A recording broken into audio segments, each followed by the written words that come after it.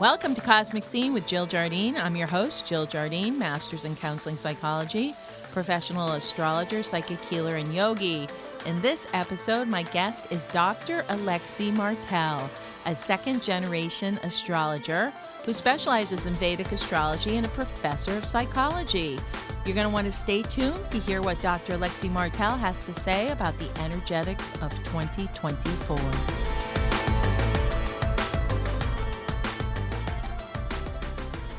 Welcome to the episode featuring my guest, Dr. Alexi Martel. Dr. Martel is a second-generation astrologer who specializes in Vedic astrology and is a certified instructor in Sanskrit mantra. Dr. Alexi Martel is a professor of psychology and a reverend in Sanskrit mantra through the lineage of Thomas Ashley Farran Namadeva Acharya. And so we are going to go on our astrological Vedic voyage to navigate what the energetics and the planets in Vedic astrology have in store in 2024. Welcome, Alexi. Hey, happy to be here. It's good to be with the original generation. Seeing you here, Mom. Yes, I'm glad. I forgot to tell our listeners who didn't hear the first episode featuring Dr. Alexi Martel. He is the son of Jill Jardine, astrologer.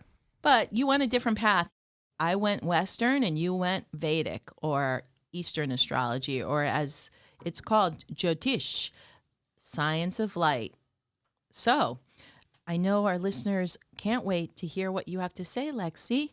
What can you tell us about the energetics as we go into 2024 based on the Vedic planets? Yeah, sure. So 2024 is going to be a very interesting year.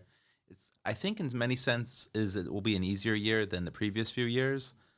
We've been moving through a lot of sort of heavy energy with Saturn was in Capricorn, basically came in and was the harbinger of COVID, and then COVID kind of mostly left the mainstream consciousness when Saturn left to Aquarius, and now it's in the sign of changing societal structures, really, kind of transforming outdated models of thinking and models of living, and I think it's institutional changes too.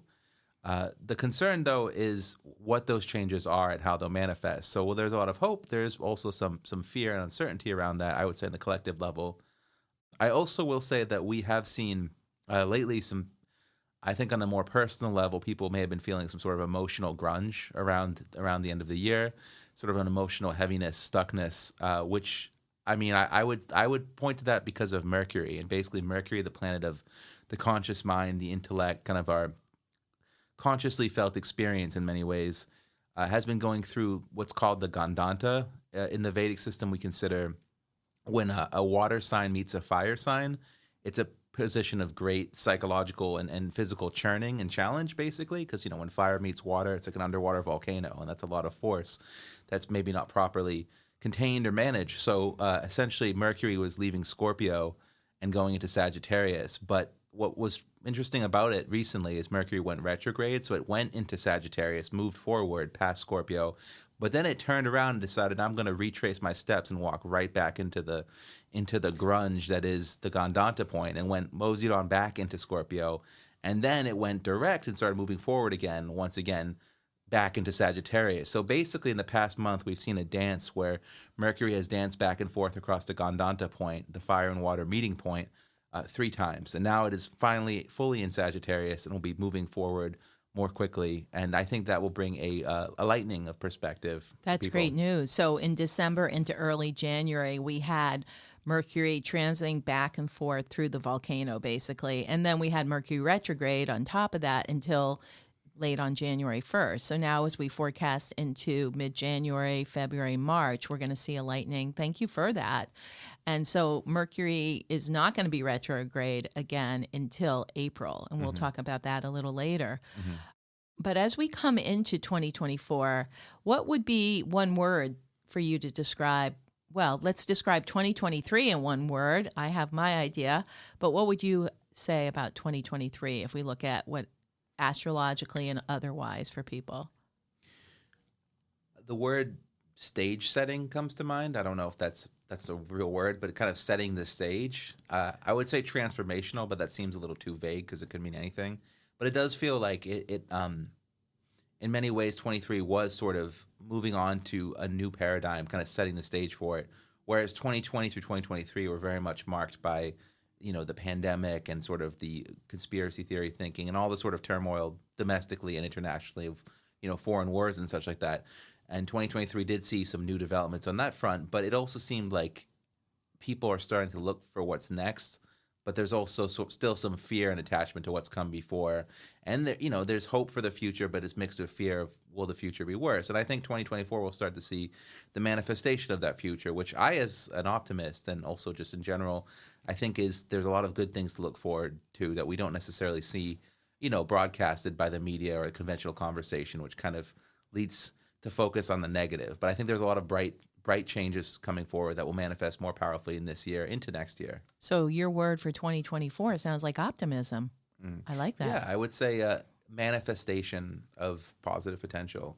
Yeah. Right. And it's interesting because in the Vedic, we've got Saturn moving on through Aquarius, the sign of the future, the sign of new paradigms. And in the West, at the 20th of January, we have the planet Pluto, which is not used in Vedic astrology, but it is a planet of death, rebirth, transformation, purification, purging, release. That is going into Aquarius in the West. So any way you slice it, whether it's through the Vedic system or the Western astrology system, we're coming into the Aquarian age and we're seeing some new paradigm potential.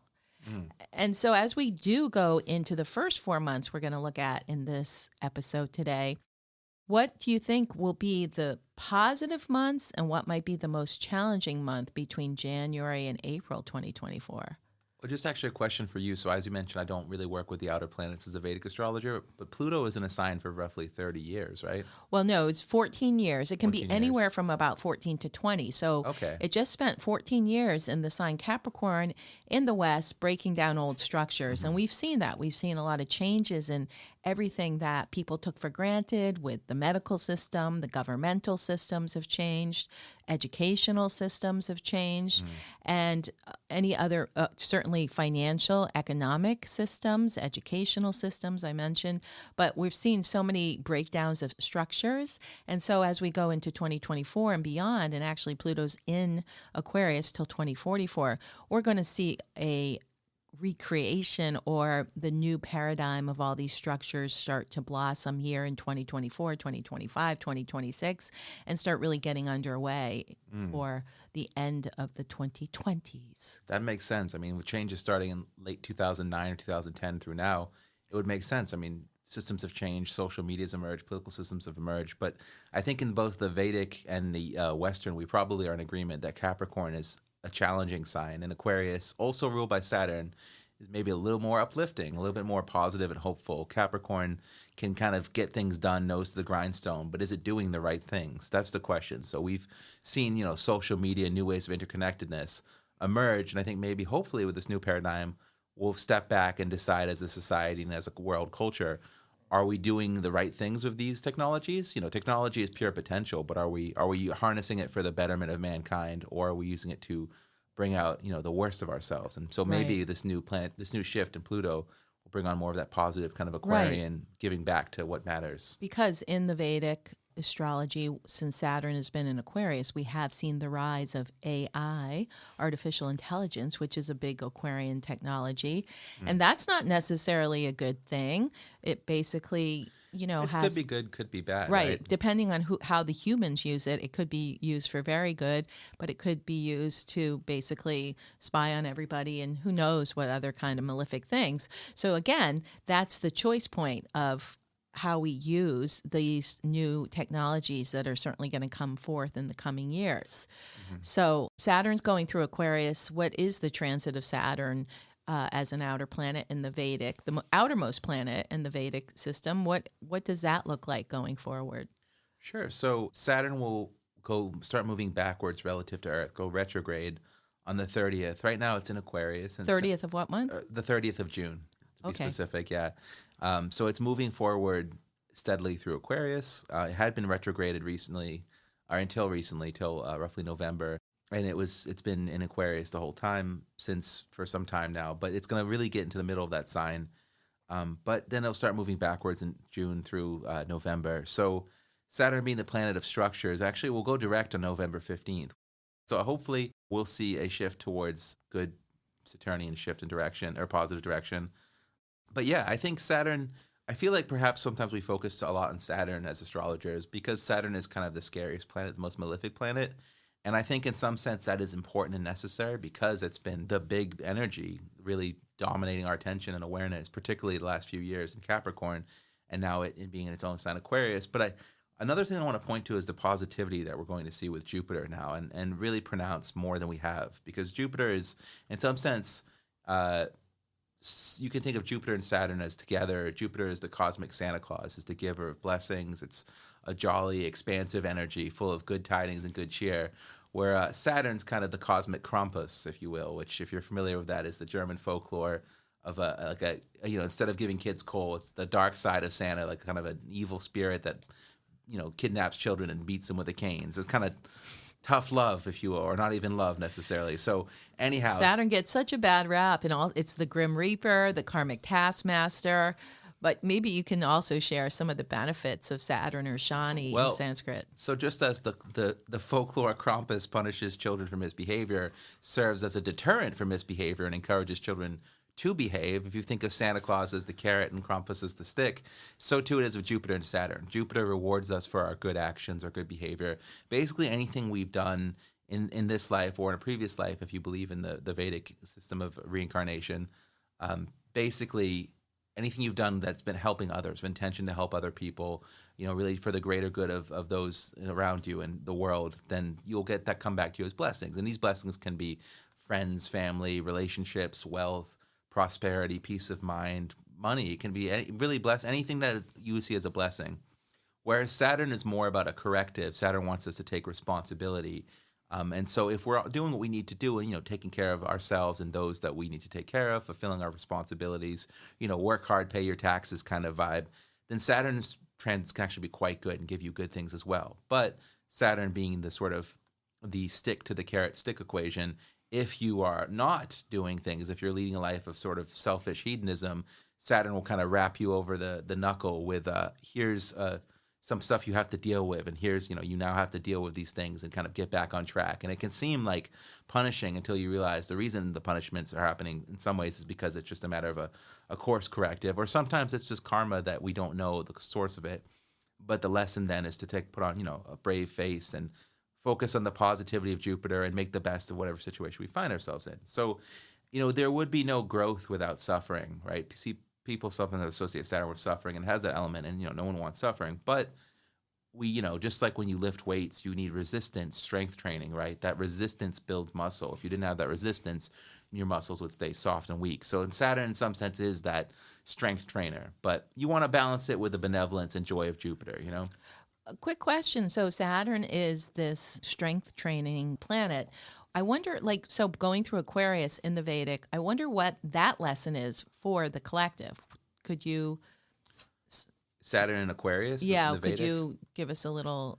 Well, this would be a case... It's harder for me to speak to the collective. My focus is in terms of how the lessons will specifically manifest. My focus is much more looking at individual charts of clients, in the sense that where Saturn falls in one's chart is really how it impacts you specifically, right? So if you're, it depends on what your rising sign is, your first house of self. So in the standard conventional zodiac, where Aries is seen as the first house of self, Saturn and Aquarius would be in the 11th house of income and gains. It could be, gains through hard work. Saturn always relates to hard work, and Aquarius always typically relates to, future-facing kind of futuristic directions, changing paradigms. So Saturn is working towards changing paradigms. But so for the collective, it does indicate a shift in how people interact with the structures in society around them. But as for the specifics, it's easier to look at an individual's chart and say, okay, this is in your 11th house of income. Or for someone else, it might be in your 7th house of relationships. So you're going to have to work pretty hard in your romantic relationships. But Saturn the theme is always, if you do the work, you will get the reward. And it typically is a reward that has staying power, right? So it's something you've earned, that you've built your way up to. So Yeah, so this how it will manifest really does depend on the individual. How it manifests as a society is, in my opinion, the aggregate of the individuals doing their own work in their own lives and aiming for the highest, aiming for the best. If we all do that individually, then the collective result will be great. I think the pitfall, perhaps the mistake of Aquarius that people make, is they try to fix the world before they fix their own lives, right? Yes. Be the peace you want to be in the world. Exactly. We have to have that inner peace before we can radiate the outer peace. Well, thank you for letting everybody know about how Shani in Sanskrit, or Saturn, works in the chart and with the collective. So let's move on to the cosmic Santa Claus, Jupiter, and a little bit about the Jupiter transits in the Vedic system this year. Yeah, so Jupiter, it's worth mentioning where it was in 2023. So it moved into Aries out of its own sign of Pisces, which was sort of a more action-oriented sign. However, it was very close to the lunar node, the north node of the moon, Rahu, which is not a physical planet, but it's a point in space in which eclipses can happen. So it's an energy that, when it joins with another planet, essentially overshadows or eclipses it, and sometimes brings out the darker side, which with Jupiter could be sort of an overextension of oneself, maybe overconfidence, or sort of the overestimating one's ability, maybe investing unwisely, things like that. Overextending on resources. Exactly, yeah, overdoing, but sort of like it can bring like an overconfidence, or maybe like a Pollyanna, like everything's great, a sort of like naivete of not seeing the practical realities and just thinking everything will be excellent. So that would have been most manifest around May, and then it pulled apart. They moved apart from each other in Aries, and so the lunar node Rahu went into Pisces in October. So Jupiter is free of Rahu since October, but Jupiter itself was still moving backwards, retrograde, kind of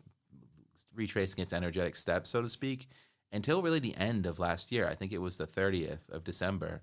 Right, it went direct. So now we're just seeing Jupiter now direct, moving forward, picking up the pace. When a planet shifts from retrograde to direct, there's a point where it's kind of slow. It's called stationing, and its energy is kind of not fully manifest. It's somewhat stuck. Doesn't necessarily have to be a bad thing, but it's not flowing as much as we like. When a planet is in the middle of station of moving direct, or even the middle of retrograde sometimes gets a bad rap. But if the planet is moving quickly, it's moving right along, doing what it needs to do. So Jupiter is slowly picking up steam as we go into moving through January and February, and so it's going to be able to better deliver the blessings and the blessings associated with Aries. So wherever Aries falls into a person's chart, they'll really see good luck and good guidance and all the blessings of life. But you really want to look to the individual's chart to tell them how that manifests. And when I say look to an individual's chart, we typically want to look at, it's Vedic astrologers, at their rising sign, which indicates their physical body and their self, their moon sign, so where their moon falls, which indicates how they experience things psychologically and emotionally, and then also perhaps the sign of a planet that rules their planetary phase or dasha. Or perhaps we could look at the sun sign, although sun signs aren't given the same importance in the Vedic system as they are in the Western. We look at more of the rising sign and the moon sign as paramount to our experiences, certainly our day-to-day experiences. So Jupiter will be transiting out of Aries into Taurus at some point during Yes. 2024. When will that be? So Jupiter will actually be moving into Taurus on May 1st, which I think will be good for people. Aries is a fiery energy and, sort of a get things done kind of thing. And Jupiter, can get things done. But Taurus is more of a sort of comfortable, fixed energy. It appreciates like good food, good company, good drink, all the sort of pleasures of life. It's a planet. Taurus is a sign ruled by Venus, so it knows how to enjoy the pleasures of life. And Jupiter can also expand pleasures and expand, the happiness in terms of like day-to-day feel-good happiness, right? The one cautionary thing is sometimes Jupiter can be a little too, let's say, bacchanalian or hedonistic, like party hardy when it's in, associated with Venus. So, but having that energy, manifest a bit in our lives is, I think, helpful. It adds a lightheartedness to things. And I think we'll see more of that lightheartedness when Jupiter moves to Taurus. Starting That on May would be 1st. nice for a change, because the last basically 4 or 5 years have been a little stark. I don't feel like people haven't really been able to let down their guard and enjoy life. So that's what I was seeing too in the Western astrology. It's more of a year where not so much the past, except for moving into the future now. But there's something where we've missed out on actually being in the moment and enjoying life. And I feel like Jupiter and Taurus in the Vedic may bring that. I think so too. There's this idea in the Vedic system that planets become more comfortable and their energy manifests more positively the closer they move to the point where they're exalted or at their highest point of strength in the zodiac. And the Yes. opposite is true when they're at their point of debilitation. So Capricorn was where Jupiter was debilitated, and it was in Capricorn, I believe in That we had COVID. yeah, I believe in around 2020, 2021, a few years ago. And it's been slowly moving away from its, let's say, its darkest point onto Aquarius and Pisces and Aries. And so now Taurus, I think, is the start of the good times. Let the good times roll. Then it'll go to Gemini. Ultimately, then it'll go to Cancer. And Cancer is where Jupiter's exalted, right? It's most Oh, comforted and strongest position. So I think we will be seeing an that's 2 uptick. years out then in about 2026. Yeah, and then, we won't get there overnight, but I think we'll be slowly seeing more of an optimistic side to at least our own lives, perhaps the collective. But once again, this is something I want to emphasize, that I really think that focusing on the positivity in our own life is the key to making the world better. Because the collective and the narrative of the collective that we see, in the media, whether people tell us, social media, is just a narrative, and it's a narrative that's usually not so positive. And I think we can choose our own narrative, at least for our own lives, and kind of manifest that and aim for the highest with that. And so Jupiter will help bring out the natural good energy if we do focus on our own, and things we can actually impact ourselves, our own life. And if we do that individually, then the collective will improve by virtue of people becoming happier. Welcome to 2024. This is Jill Jardine, host of Cosmic Scene, international astrologer. Hey, go to my website, jilljardineastrology.com, to my shop page and book a reading so that you can find out what the stars have in store in 2024 for you personally. I totally agree. And I think that's important. That's, if any message people take out of this episode, out of this podcast episode, is what you just said, Alexi, which is you can make your reality the collective reality, which always has the next shoe about to drop, can be very grim. And you can align with that, especially in an election year. It's going to be very polarizing in the United States here. So you can either align with that and have that become your reality, or you work on yourself, focus on things like self-realization, what you need to be manifesting in your life, and what brings you joy, other people, situations, circumstances, and bring that energy into your life. And we're dealing with two different realities here: the density of the collective political polarization, which can be your reality, or the upliftment or the actualization of hopes and dreams or connection with your soul that maybe you've been working toward in previous years, and there's been a lot of blocks or obstacles. So this is a year of choice point, I feel, which we didn't have in the previous years. And really, it is going to perhaps a higher dimensional reality within your own life while still being rooted in the collective planetary life, but not giving it energy. Mm-hmm. And I think that's a key point. Where we give our attention or focus our awareness is where we give our energy. So you want to ask yourself, like, if you're watching the news, right? Is it entertainment to you? Is it to get you informed? If you can watch it and it's just information for you, that's one thing. But if you find yourself feeling, depressed or fearful or scared of what's going on in the world, I wouldn't necessarily say don't watch any of it if you really are. It's important to you to know what's going on. But I will say psychologically there is a point of diminishing returns. I think it was a metric that after like half an hour of daily consumption of news, past that point, it starts to negatively impact your own personal life. Because at the end of the day, what are you seeing on news? But like you said, political partisan division, you see wars, you see all these fearful things, which as an individual, we don't have much power to move. We can't just wave our hand and make the wars around the world and just stop and end peacefully tomorrow as much as we'd like to. And fixating on that, tweeting about it, reading about it, consuming that, making that what we give our attention to, makes it our reality. And it is tragic that it is some people's reality out of their own power, the people who live in the war. But what I think we can do in our own world is try to focus on the things we can change. And focusing on that, the way to do that involves taking our energy back from these things that are essentially, I guess you could say, leaks in our own energetic ship. So the more we cast our attention and awareness towards the things in the world that are distressing, that we can't directly impact, the more we lose or find a leak in our own personal power to affect the things we can directly impact. And so I think that, by nature of just how our systems are designed, or maybe by nature of some intentional efforts to control people. Either way, I try not to dwell on that line of thinking. But the point is, it's easy to fall into the trap of casting your attention in many different directions outside of yourself, many of which are fearful or negative or inducing anger, and realizing that there's a better way. You can choose where you give your attention, give your awareness, because ultimately where you give your attention and awareness to repeatedly is who you are. It determines who you become. Thank you so much for that, Doctor of Psychology, Alexi Martel. It's that old adage, energy flows where attention goes. So we do have the power to pick where we want to put our attention in 2024. And so also what I hear you saying is that there can be great healing for us this year as we look at what it is that we don't want in our life and what we're trying to bring in, embody. And that kind of speaks to the transit of the lunar nodes, Rahu and Ketu, in the Vedic system. Rahu is in the sign Pisces, and Ketu is in the sign Virgo. And as an astrologer, I've always viewed that axis of Pisces and Virgo as a healing axis. And you may have something to say on that and give us the specifics about the timing and how you see that happening, because that goes on all year. Yeah, so I agree. I think the Vedic system's in agreement with you that there's a lot of healing potential around the Virgo-Pisces axis. Virgo in particular is the natural sixth house of the zodiac. If we treat Aries as the natural first house, the first sign.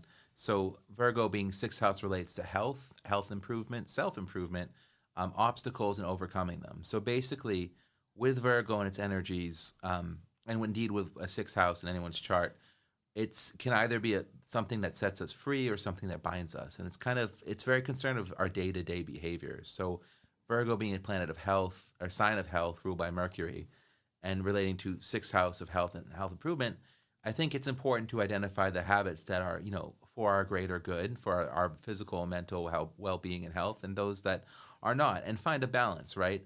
I think that, sometimes people like to think in black and white of like, oh, I'll cut out all these foods and go on a certain diet where I only eat these things, or I'll cut out this substance. Or people think I'm either thinking that way or I'm just not regulating anything. And I think neither is an effective, sustainable strategy to live. I think that the lesson of Virgo is find the things you do that make you feel good in your body and mind, and maintain them, right? And know that sometimes you maybe have like a personal vice, you want to have food or drink. That's fine. Like, you can enjoy that. But if you're going to enjoy it, I think where Pisces comes in, the sort of Virgo is very much about physical life and physicality, physical improvement. Pisces is psychological.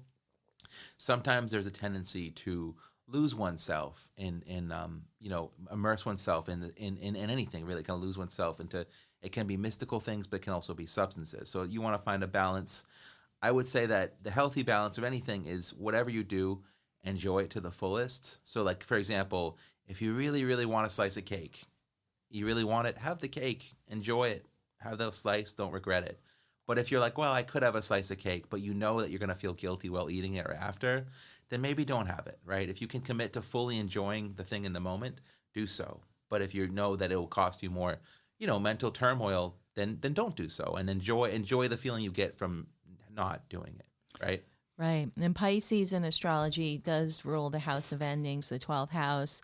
And it is considered mystical, but it can also be very addictive again. So if somebody's like, yes, I'm going to have that piece of cake, and then I'm going to have the next piece of cake, and I feel no conflict with that, we could also see people overindulging or over immersing in personal habits or other things that kind of do disconnect them from their body. Right. And I think, Virgo, Pisces, and with Rahu in Pisces and Ketu in Virgo, these signs are about control and giving up control. And Virgo's strength, but also potential weakness, it's about your ability to control oneself. But if too much of that energy, and you can be over controlling of yourself and others, really hyper focused on everything you consume, everything you say, it can be paralyzing, right? Debilitating.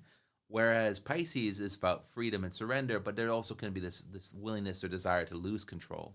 And so, Virgo can be underindulgence or perhaps restrictiveness at an extreme, and Pisces can be overindulgence or lack of restriction. And so I think that it's important to, with any sign, but certainly the signs that have the lunar nodes in them, Rahu and Ketu, as you mentioned, because these are planetary shadow energies where eclipses can happen, that really deal in extremes. They're not as balanced as the other planetary energies just by default. I think is integrating this desire to surrender to something beyond oneself, to like lose oneself in a flow state that Rahu and Pisces will experience, integrate that with this desire to control and improve oneself that K2 and Virgo will experience. And the trick is to find the right things to lose yourself in and immerse yourself in, and the right things to be, let's say, the opposite, control yourself or be mindful. So I was reading about the distinction recently between mindfulness and flow states. Often in meditation, people talk about mindfulness, watching your thoughts, feelings, awareness. And there is value in that to recognize how and why you think and feel a certain way and choose how you react. But too much mindfulness can be, I think, a bad thing because now you're overly analyzing everything you do, and it's stressful. And then now that watching your thinking becomes itself a form of negativity. But Pisces, on the other hand, can really get into this flow state where you are immersed in whatever your passion is. It can be exercise, it can be art, it can be music, it can be your work, it can be sex. Really, anything that you just lose yourself into flow with is part of that flow state. So I think balancing the flow states of things that we enjoy and bring us just a sense of complete oneness with the moment, where we lose track of time. We can do this for hours and not even and feel like minutes have gone by. Balancing that with this sort of being mindful of where we are putting our flow states and where we're putting our energy and where we're trying to do things, I think is sort of the key to this Rahu Ketu pull between desire to lose oneself and the desire to completely control oneself. That's a great synopsis of the Rahu Ketu. And I just think for the collective, because it is the healing axis, I think we might see the integration of maybe the allopathic medical, which I see is symbolized as Virgo, and then some of the energy systems of healing, such as yoga, acupuncture, Reiki, and other sound healing, Pisces rules sounds. I think we're going to see integration of these systems with each other in the collective. I mean, or the beginning of it. It's going to take some time for it to show up in the bigger picture, in the bigger collective. But I just think more people are awakening to alternate forms of healing and connecting into the physical body and the soul body and bringing it together. So it's exciting on that level of what the karmic access of Rahu in Pisces and Ketu in Virgo will have to offer this year. And certainly all our listeners are on that kind of path, so they're going to enjoy this cycle. Welcome back. My guest is Dr. Alexi Martel. We want to wrap up this episode with a little summary of what we can look forward to in Vedic astrology.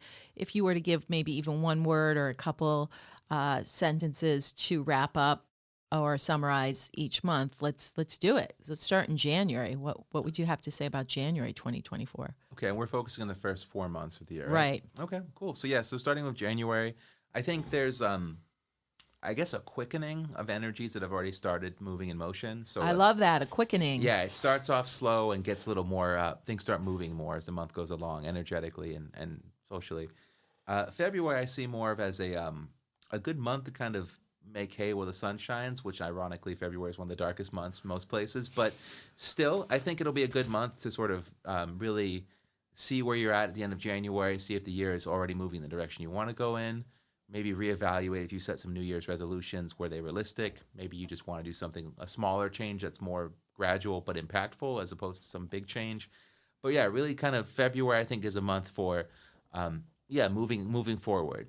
February also has Lunar New Year happening on February 10th, which is always a chance to redo your New Year's intentions at the lunar new moon on February 10th. So that's exactly in line with what you just shared, Alexi. Nice. Good to hear it. And yeah, so then March, I think March is a good month of essentially making sure all your ducks are in a row, kind of preparing, battening down the hatches, because I will say this year overall looks quite positive, but April seems to be one of the more challenging ones astrologically. With late March, we find there will be an eclipse, I believe in March 25th, so towards the end of March, a lunar eclipse, which will start eclipse season. But April 8th will be a total solar eclipse, which you'll be able to see from central United States. And so eclipses are astrological, in addition to being astronomically really cool, astrologically are considered an energy of big transformation and change and intensity. And at the same month, April, where we have this massive solar eclipse, Mercury will be once again retrograding over a fire and a water sign, in this case, moving backwards from Aries to Pisces. So it's that Gandanta underwater volcano energy again. And at the same time, we're also going to have Mars and Saturn closely together by transit. So the planet of war and the planet of, I guess, misery will be commiserating during this eclipse and during this fire, water, Mercury. So April will be a month to, basically persist through. And I think, we'll be fine, be prepared for it in March. April's not a good month to get married or sell your house or make a big career change. You can make note of the desire to do these things. You might powerfully feel, hey, I need to make a change. And definitely note that. Keep track, write it out, journal it, think about it. Don't make moves on that till at least, I would say, mid-May. Well, yeah, I mean, we've got one layer with Mercury retrograde. We got a second layer with the eclipse happening, and we've got that third layer of the Saturn-Mars conjunction. We also have a fourth layer, which you didn't mention, which is the Jupiter-Uranus, and that's in the Western astrology. So that's why it doesn't show up in the Vedic, and that's at the end of the month. So it's interesting. We got a lot of planetary action in April, but again, if we get it over with in the first trimester, then we'll be fine for the rest of the year. And probably in the United States, it has a lot of stuff to do with political situations and volatility, as well as the warlike situations going on around the world. So it'll be interesting. But personally, batten down the hatches, as you said. And what would be a piece of advice that you could give listeners, Alexi? Just maybe more from your psychological professor hat than Vedic astrologer hat, as far as well-being and happiness. Well, as far as I can make it, I think one thing really valuable that at least politically both sides each kind of fixate on one half of this equation, but kind of leave out the other, the American political parties. And I think having a balance of both makes a person strong, and that is compassion and competence. If you can run your life with compassion for those in need, compassion for those you can help, care about others, but also have a strong focus on fulfilling your responsibilities, taking care of your own life, things you can improve. Don't cast all your energy out to things that you can't change in the world, but be competent and fulfill your responsibilities. Do your best you can. Do your job well. Do your responsibilities well. And balance that with compassion, caring. If you can balance compassion and competence, you will have struck a through line that these political parties in their immature phase still haven't gotten to.